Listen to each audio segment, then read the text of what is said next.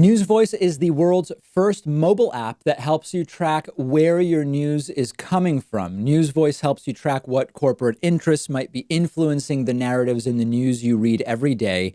Arm yourself against corporate media monopolies by downloading the News Voice app for free using the link right underneath this video.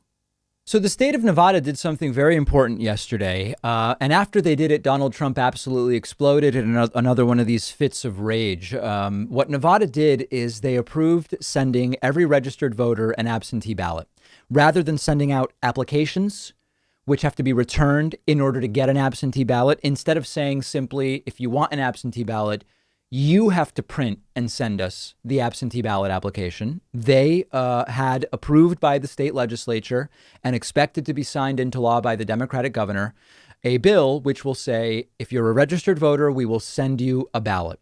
Donald Trump immediately took to Twitter to furiously say, quote, in an illegal late night coup, Nevada's clubhouse governor made it impossible for Republicans to win the state. Post office could never handle the traffic of mail-in votes without preparation. Using COVID to steal the state. See you in capital C court.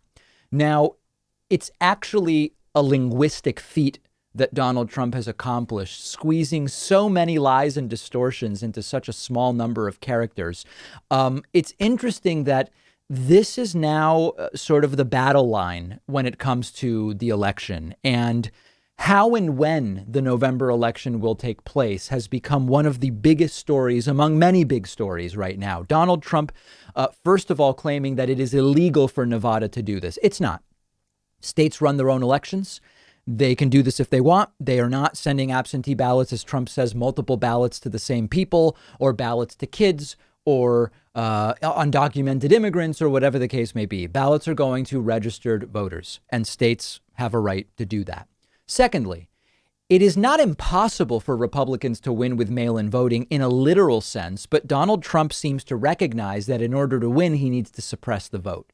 And he disproportionately needs to suppress the Democratic vote, since Democrats take the virus more seriously than Republicans. If you make it more difficult to vote, or at least more risky in terms of catching the virus to vote, you will probably dissuade more Democrats than Republicans from voting. It's a simple numbers game, and the polling I showed you yesterday bears that out. Democrats, by taking coronavirus more seriously, might be more likely to say, if I have to go in person, I'm going to stay home. Whereas Republicans, because they are not taking the virus as seriously, are more likely to say, if I can't vote by mail, I will go in and vote. So it's a strategy, and it's a very clear strategy. Notice also that Donald Trump mentions the post office can't handle the traffic of mail-in ballots. He himself is trying to kneecap the post office. He appointed as Postmaster General a big donor to his campaign, Louis DeJoy.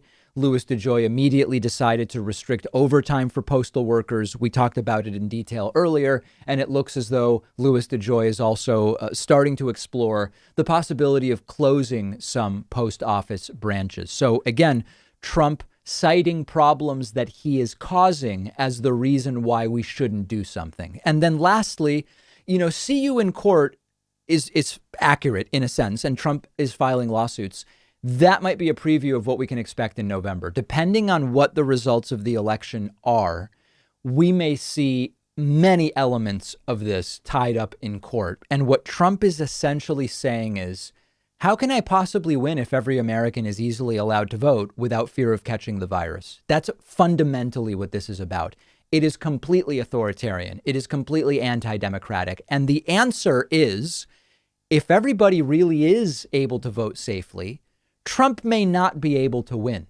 If you look at the polling and you look at the partisan split on vote by mail versus vote in person, it is not a crazy suggestion to make that if the will of the people is accurately represented and not hampered by kneecapping the post office or preventing vote by mail, Trump may not be able to win because people want to vote him out. Now, the polling may change. And of course, Trump may suppress enough of the Democratic vote that he does get reelected. But he may accurately be perceiving that, although he wouldn't say it in those words. Now, lastly, this idea of the post office being unable to handle mail-in ballots. Certainly, Trump is trying to make it so that they wouldn't be able to handle it. But as it stands today, the post office would be very well equipped to handle mail-in ballots. The post office handles unconscionable numbers of pieces of mail. And as long as we don't deliberately destroy the post office, which is what Trump is trying to do, the post office will have no problem handling mail. So fundamentally, this comes down to what is one of the few strategies Trump now has to take control of the election. I told you about that poll yesterday, which showed 2/3 of those planning to vote in person are Trump supporters, whereas 75% of those planning to vote by mail are Biden supporters. That is the data which explains why Trump is so furiously against vote by mail. Trump's strategy is not to be a good president so people want to vote for him. That opportunity has sadly come and gone. The strategy is suppress the vote while kneecapping the post office, try to prevent vote by mail in order to try to sneak into another 4 years in office. We can't allow it to happen, but we need to vote in order to prevent it.